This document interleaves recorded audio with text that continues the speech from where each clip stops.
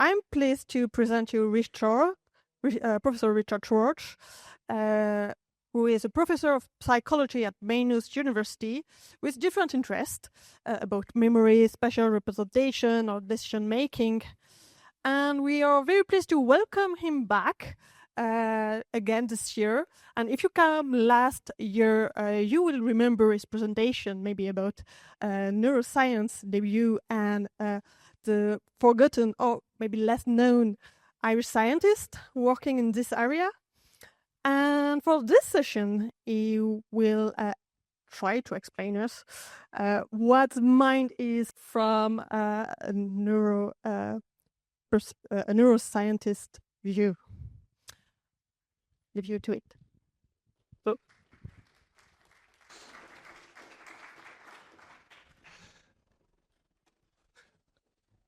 Lovely, thank you. Thanks, everyone. It's lovely to be back again this year. It was really enjoyable last year. I recognise some of you from last year's winter school. And yeah, I'm going to talk to you a little bit about mind and matter from a neuroscientist's perspective. So I'm a cognitive neuroscientist. I'm based in Maynooth.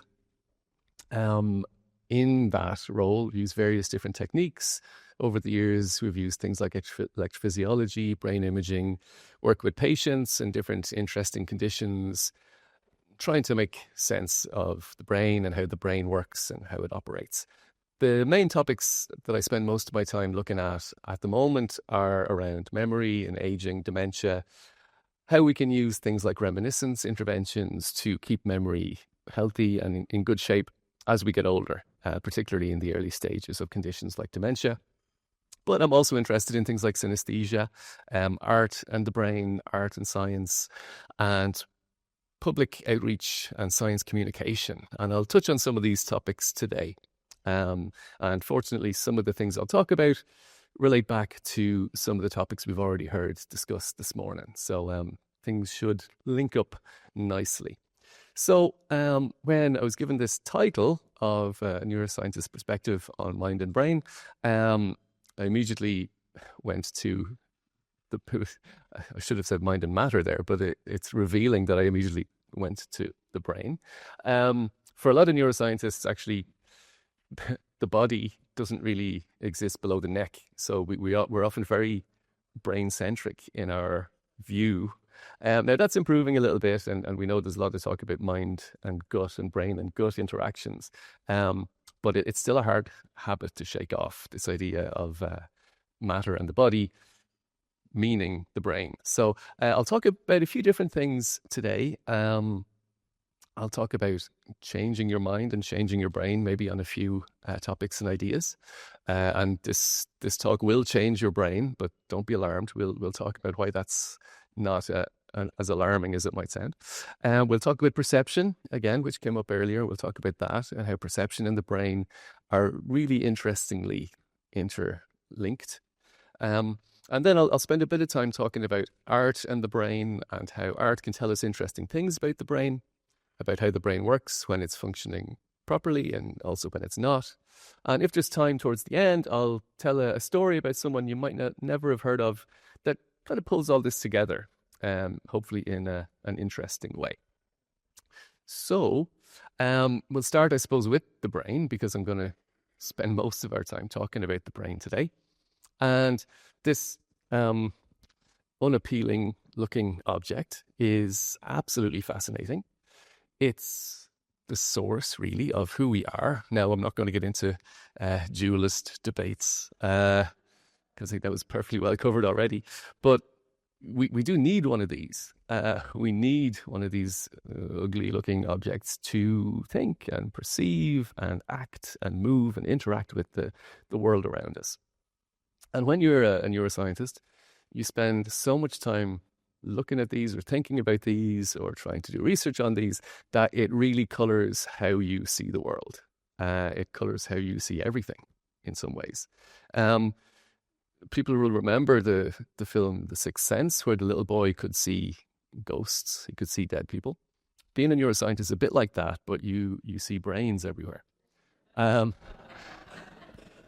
because they are everywhere. You see the effects or the impacts of the brain in all sorts of aspects of everyday life, places you might not expect.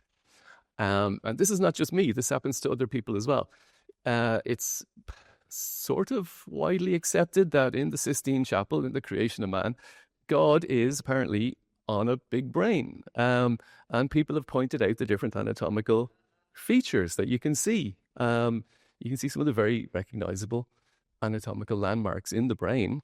And it gets worse. In other areas of the Sistine ceiling, people claim that you can see in God's neck, you can see the underside of the brain with structures like the pons and the medulla and the brainstem, including the optic chiasm, clearly visible. Now, this may be a case of people seeing things that aren't there.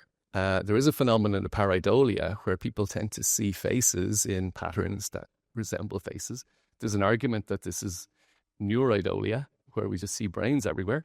But there's more. There's other images, again, in the Sistine ceiling where people claim they can see the optic nerves attached to the eyeballs, leading back to the brain. So it's not just me. But it does colour how you see things around you, and you very much experience the world through the prism or the lens of the brain as you go about your everyday lives. Now, we know from research that the study of case studies and people with injuries and damage to the brain has told us a lot academically, medically, about different conditions. We know from the patients of people like Paul Broca and Karl Wernicke about different parts of the brain involved in speech production and speech comprehension. We've learned a lot about different types of aphasias from those case studies.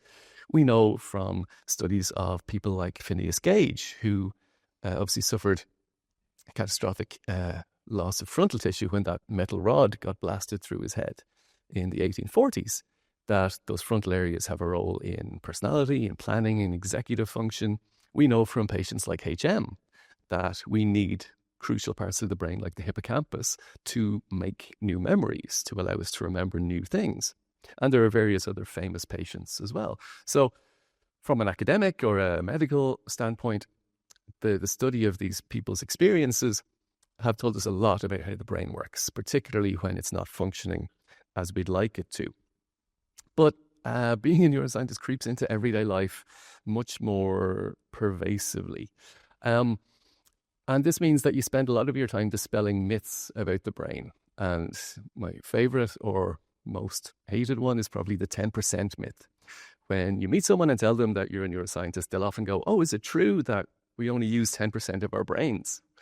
And sometimes I'll admit that I tend to say, yeah, that's why 9 out of 10 brain injuries are totally harmless. Which ends the conversation pretty quickly. And if you want a really entertaining time, watch this film, Lucy, with a neuroscientist, if you can find one, and watch them get increasingly angry as the film goes on, because the whole film is based on the premise that we only use 10% of our brain, and this drug releases additional 20, 30, 40%. And in the end, she turns into a computer when she unlocks 100% of her brain. Other films, and I'm making it sound like this ruins films, but other films also cause us to shout at the television sometimes. A nice film like Inside Out is a lovely film, nice message for kids, and it's very well done. It's a beautiful film. How they portray memory, though, is completely wrong and misleading. We know, thanks to our study of the brain, that memory isn't like a warehouse. It's not like a library. So memories are not stored on shelves to be found and brought back. It's also not like a computer or a DVD or a USB. It actually works quite differently. The idea that memory is like a DVD where you play the film and it's the same film that you'll see every single time, that's not the case. And I tend to tell my students it's more like going to a play on multiple occasions than watching a film. The DVD you have will show the same film exactly the same way every single time. Every night you go to see a play, it might be subtly different from performance to performance. People might change some lines or forget some lines. The gist will be the same.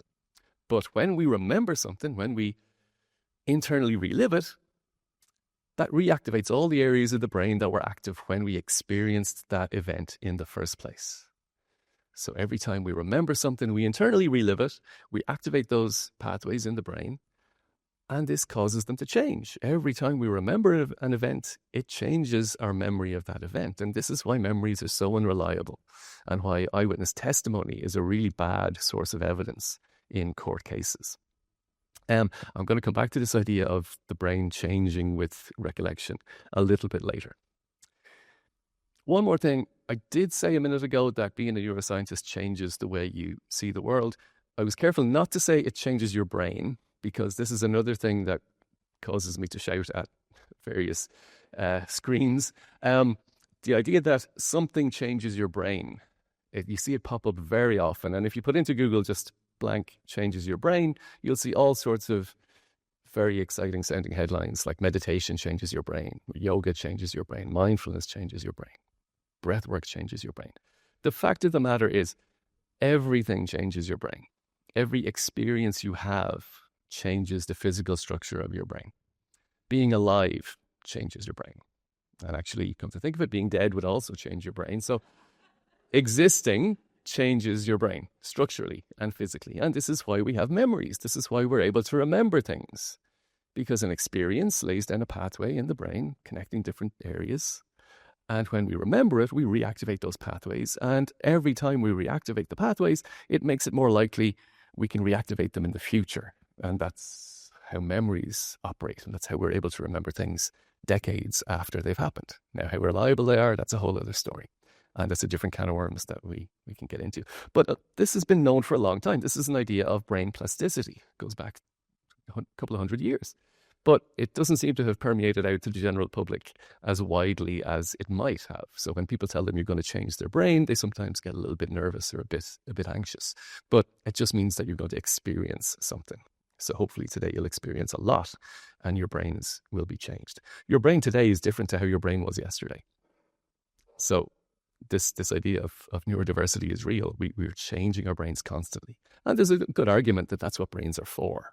If our brains didn't change, they probably wouldn't be a whole lot of use.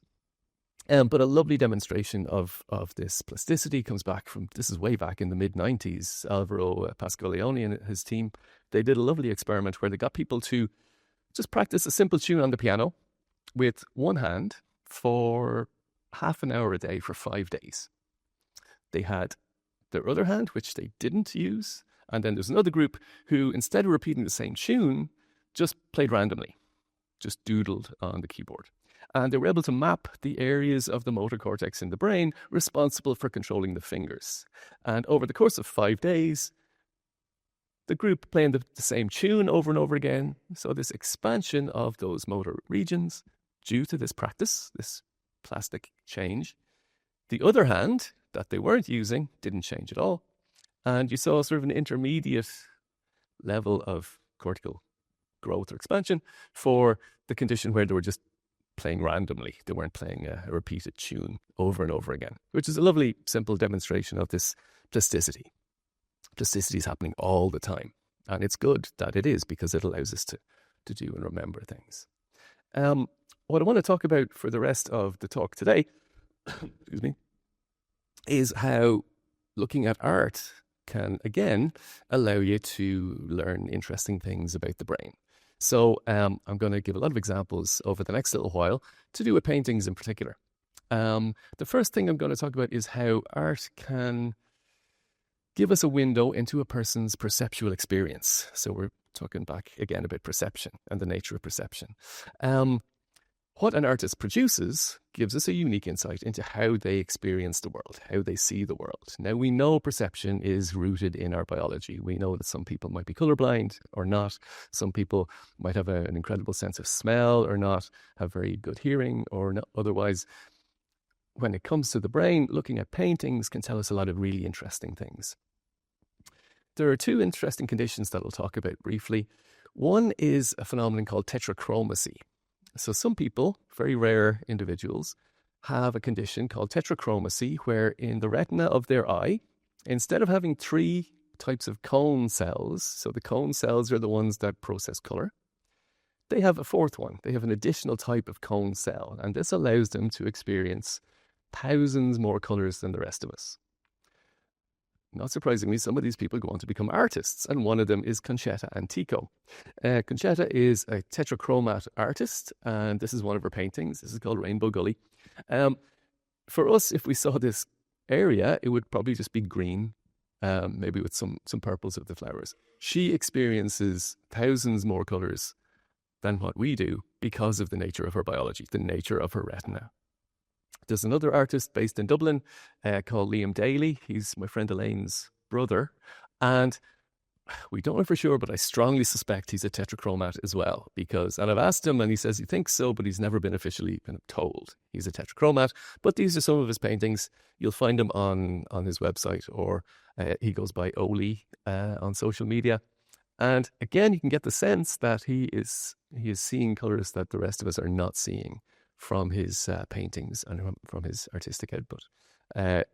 So that's one example of how an artist's output can give us an insight into their perceptual experience of the world. The other condition I'll talk briefly about, and I mentioned this last year for anyone who was here last year, is synesthesia. So again, in a small proportion of people, synesthetes, they experience the world through a mixing of their senses. So very common types of synesthesia would be to have coloured numbers or coloured letters, coloured days of the week. Saturday is white, if you're interested. But there are other more rare types where people see music as shapes or colours in front of them, or they hear words and experience them as tastes. One person who's probably a synesthete, we can't tell for sure, is Kandinsky. So Kandinsky, in his descriptions of his paintings, in his writings, he talks about how in a piece like this, for example, the circles, the circular shapes are for him how he experiences, say, percussion or drums. The pointed triangles are strings. The hash marks might be piano.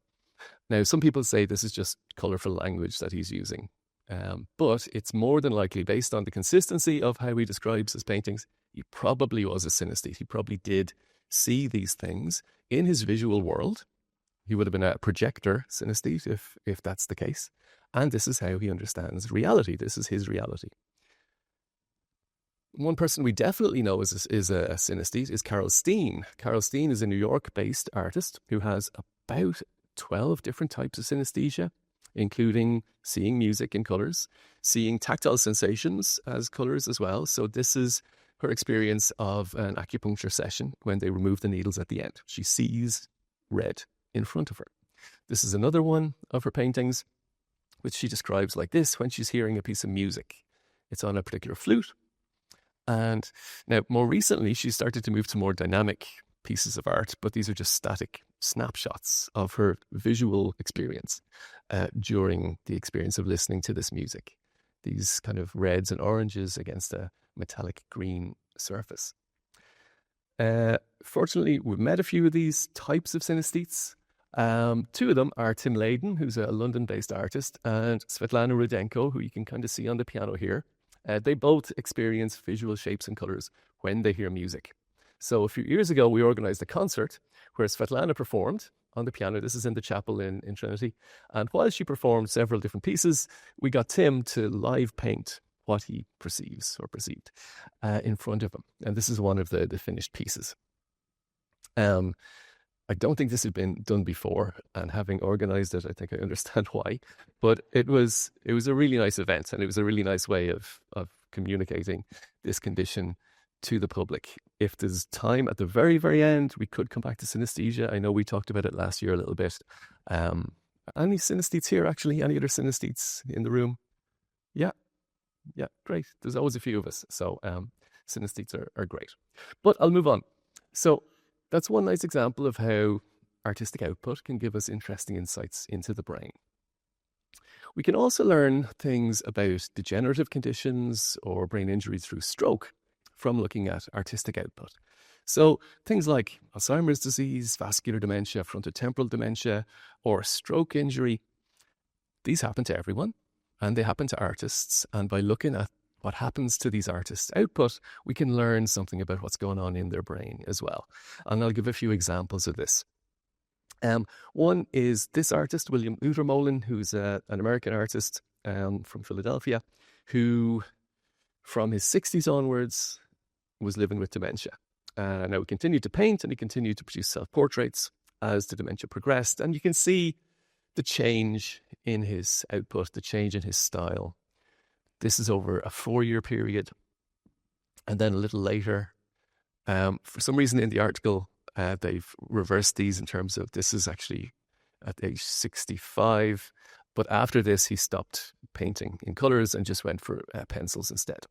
I include this because they compare this to Picasso's Weeping Woman, and I'm finally going to go and see the Picasso exhibition this afternoon, which is why I'm going to miss the afternoon session. So apologies for that, but I'll be going to see that Picasso before it leaves. So again, this can tell us something interesting about the progression of this condition, and it allows us to almost track the changes in his brain through what he's producing in his artistic output. We can also find interesting things about stroke. These are two pieces of the same scene from Carolus Horn, who was an artist who suffered a left hemisphere stroke. Somewhere between 1981 and 85. And you can see it's the same scene, but the ability to represent depth is different. The color palette is very different. You get a much more cartoonish depiction than his earlier painting as a result of this damage to the left hemisphere due to stroke. Another stroke patient who is of great interest is this artist, Anton Rederscheit. This is a German artist who was reasonably well known in Germany in the 60s. In 1967, he suffered a massive right hemisphere, right parietal cortex stroke, which left him with a condition that happens in maybe a third of cases of right hemisphere stroke called left unilateral neglect or left hemi-neglect. And this is a rare condition where your eyes and your optic apparatus are fine, but you don't notice anything on the left side of your visual world.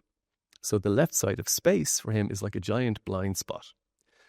And again, he continued to paint. And these were some self-portraits relatively soon after his stroke, which again shows the left side of the canvas almost entirely neglected. But what's quite positive is over time, he forced himself to do a self-portrait every month. And you can see very gradually, thanks to this mechanism of plasticity, he said he made himself do it and made his eyes remember. Now, it wasn't his eyes were the problem, but he made his brain remember that by the end, when you get to 1969, he has regained this ability to perceive what's over here on the left side of his visual world, which is an encouraging thought. And this is the basis of rehabilitation. This is very encouraging that you can go from this to this soon after the stroke to this just a couple of years later. So this is a nice demonstration of plasticity in the wild. I gave you a lab demonstration earlier, but this is a real life demonstration of plasticity. But also, again, by studying artists' output, we can see changes in their style due to changes in their brain. In some cases, people who suffer things like stroke or trauma, damage to their brain, they can show a dramatic change in their artistic style. An example of this comes from Lovis Corinth, whose style changed quite dramatically from a sort of an impressionist to a very expressionist style. Now, some people can argue this happens over the course of a career, but in the mid-1910s, he also suffered a left hemisphere stroke, which maybe it's correlation, maybe it's causation, but it does go hand in hand with this dramatic change in style of his artistic output. There are other, even more bizarre cases where brain injury can actually lead to an enhancement of artistic outputs. Some people have a dramatic change in, I'm reluctant to say the quality, but the nature of what they're painting or the volume of their artistic outputs, or both. A couple of examples of this. One is Anne Adams, who has primary progressive aphasia, which kind of often goes hand in hand with semantic dementia. And following the onset of this, her artistic output is a bit like this. So this is how she experiences the bolero. that piece of music. This is very synesthetic. This is very like a synesthete, because she says that each of these pendants represent some of the notes of that particular piece of music. And this is her again. This is the number pi. And each of these coloured squares is a digit of pi, which again is very synesthetic. This is a synesthetic phenomenon called a number form, where some people experience numbers not as colours necessarily, but as shapes, or in her case, coloured shapes. Another example is patient JN, who prior to their left hemisphere stroke would have painted occasionally, but not particularly often. Afterwards, though, they produce a tremendous amount of work, and you can see the style again is quite different. It's much richer and more realistic than prior to their stroke. Again, these are left hemisphere areas, left frontal areas of injury. We'll come back to why this might be the case in a few minutes. There are even more bizarre cases where people who have never picked up a brush or a pencil will suffer a brain injury and suddenly start to paint or to draw or to produce artistic outputs. Sometimes happens in response to frontotemporal dementia, which again would implicate probably left hemisphere structures, left frontal area structures. And one example of this is patient MB. MB suffered a left hemisphere stroke, again around the frontal regions, and was left with a weakness in the right hand, suffered things like chronic pain and suppressed emotions, but they also had never painted before and have started to paint since. And they find, and this will again sound a little bit synesthetic, they find that the colours they use influence their experience of pain. They say that using colder colours is uncomfortable, whereas warmer colours give some relief from the chronic pain. And these are the paintings. Again, this is someone who had never painted before, who has started since that left hemisphere stroke. There's a theory that what might be happening in some of these cases is that this left frontal region, which becomes damaged, is exerting some sort of inhibitory function on the rest of the brain. So when that inhibition is taken away, it somehow unlocks or frees up these artistic impulses that people then are able to fulfill. Am I for time? I'm okay. I'll finish then with a story that pulls some of this stuff together. Hopefully it's something that you haven't heard before. This is a story about another artist. This is a German artist called Johannes Matthias Kultz. Has anyone heard of him? Yeah, no one really has. And it's a pity because he's fascinating. He's from Germany. He served as a soldier in World War I in the trenches at Verdun. He was decorated for valor when he rescued a group of men who were caught in a collapsed tunnel. One of the tunnels, the trenches collapsed, and he rescued a bunch of German soldiers and was decorated for valor and for courage. But after the war, his experiences in the trenches caused him to become a very outspoken pacifist, as well as a prolific artist. So in the wake of World War I, he became a very well-known artist in Germany. These are a couple of his pieces here, as well as a very active pacifist and anti-war propagandist. He would publish leaflets, and he had a lot of scathing kind of anti-war poetry that he produced over the following decades. This was his masterpiece. This was his huge anti-war propaganda piece. It's called Thou Shalt Not Kill. It took him 13 years, and it's huge. It was 8 feet high by 24 feet across. It was enormous, triptych. And it is a scathing kind of attack on the futility of war, with a crucified German soldier on some barbed wire with 2 Allied soldiers decomposing at his feet. And on either side, either panel, you have on one side the German establishment, the church, the German people, the soldiers advocating for this war to continue, and the same on the other side with the Allies and the religious institutions and the public, perpetuating this folly of war. This is the only photograph we have of this painting. It was taken in 1933, so it's 4 years before he finished. And as you can see, it's clearly unfinished because the 2 soldiers aren't here. This guy doesn't have a hand yet. He's still working on it. He took this in 1933. And I'll explain why that's the only photograph we have in a second. He was well known to the German authorities for his activism and his very outspoken views on particularly the rise of the Nazi Party. In 1937, he was commissioned to paint a portrait of Hitler. This may have been a way of sussing him out, seeing where his allegiances lay if he was put on the spot. He refused. There is a sketch he did of Hitler. They're not sure if that was from a photograph or if he actually sat for him. I think it's unlikely he sat for him. But he refused in no uncertain terms. And this gave the German police the excuse they needed to arrest him. A warrant was issued for his arrest. By sheer good fortune and serendipity, the man who was supposed to arrest him was one of the men he had rescued from the trenches. This man had lost a leg, had a wooden leg, and he was the person who was tasked with arresting him. So he said, I can give you 48 hours to get you and your family out of Munich, but they're going to come for you. That left him with a huge problem because he had this enormous painting that he couldn't leave. It would be destroyed as anti-national propaganda. And he couldn't bring it with him. It was too big. So his brother-in-law ran a sawmill. And he brought it to the sawmill where they chopped it up into 33 smaller paintings. He brought some of them with him when they fled, and he distributed the others to sympathetic fellow activists, fellow pacifists, private families and collections where people, he knew they'd be safe, basically. So having done that, and you can imagine the emotions it must have gone through him when he had to take a saw to his great work. He escaped. He left. He escaped to Austria with his family and then to Czechoslovakia.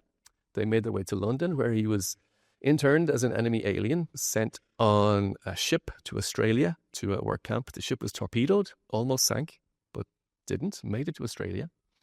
After the war, he returned to England, worked there for a few years, eventually went back to Germany and worked there again for a few years as a bureaucrat or in an office. Later came back to England again, but again found that people were still a little bit wary of his strong German accent that never left him. And eventually ended up in Cork. He moved to Cork, where he lived out his final years. He died in the UK. He travelled a lot between the UK and Ireland, but he spent his last several years in Cork, where he continued to paint, and died in 1971. His daughter, who lives in Waterford, is attempting to put this jigsaw back together and find the pieces. So about 25 years ago, I was lucky enough to see this exhibition in Leicester. I was visiting a friend in Leicester, and they display it by showing a zoomed up life-size version of the photograph, and the pieces that they have found, they display in front. At the moment, they have 1, 2, 3, 4, 5, 6. They'd only found 6 pieces at that time, but there was a big search underway all across the collections in Germany, in Poland and Austria to try and find the rest of this remarkable story. Now, that in itself is an incredible story, and I really wish someone like Steven Spielberg would get hold of it and do something with it. So obviously, it's an amazing story about humanity and our resilience and our ability to survive. But I also like it because it reminds me of a couple of features of the brain. The first thing it does, it reminds me of how our visual systems work. Because much like Koltz's triptych, in our visual system, when information goes from the eyes to the brain, it's broken up and separated and scattered through different parts of the brain. There are different parts of the visual system for color, for shape, for moving shapes, for edges, for faces. And again, hopefully, like Koltz's piece, they're separated out, they're dealt with separately, kept apart, in Koltz's case for decades, in the brain's case for milliseconds, and then recombined into a united percept. So anytime I tell that story, I'm always reminded of the visual system and how elegantly the visual system works and how that's designed. The other reason I like it is because it touches on another principle of the brain, which is an idea that relates to an area called neuroaesthetics. And in neuroaesthetics, this is the study of how the brain responds to art and to beauty and to aesthetically interesting things. And one thing the brain loves is something unfinished. And obviously, Coates's story is unfinished. His painting, his jigsaw is still unfinished. The brain loves something that's incomplete. It loves a piece like the Venus de Milo on the left, or the Rondinini Pieta on the right, which Michelangelo never finished in his lifetime, because the brain loves to fill in gaps. If you leave something undone or unsaid, the brain will automatically fill it in. It's like a detective that's never off duty. And you can see this in some other pieces as well. Earlier in his career, Paul Cézanne, he painted the same mountain many, many times. But later in his career, he started to paint almost everything else. And by the end, the mountain isn't actually there. It's just suggested. It's the empty space that's not painted that the brain fills in. This is also why we can perceive a dog in this image, a Dalmatian, or why we can read things where there are some letters missing, or why a silhouette, and the James Bond films have always taken advantage of this, why a silhouette is often as interesting or more interesting than the actual image itself, because our brain is doing the work. Our brains love to be engaged and to be drawn into doing some activity. Again, earlier we mentioned science communication a little bit, and Owen mentioned science communication earlier. I think probably the best science communicator I've ever come across was Carl Sagan, the great astronomer and cosmologist. And he always made the point that in the fabric of space and the nature of matter, in any great work of art, there is the artist's signature. I would, again, adapt that slightly to say, in the fabric of everyday life, in the nature of human creation, as in great work of art, the brain signature is also present. And we can also see that throughout all these different aspects of life. So thank you for your attention, and enjoy the rest of the day.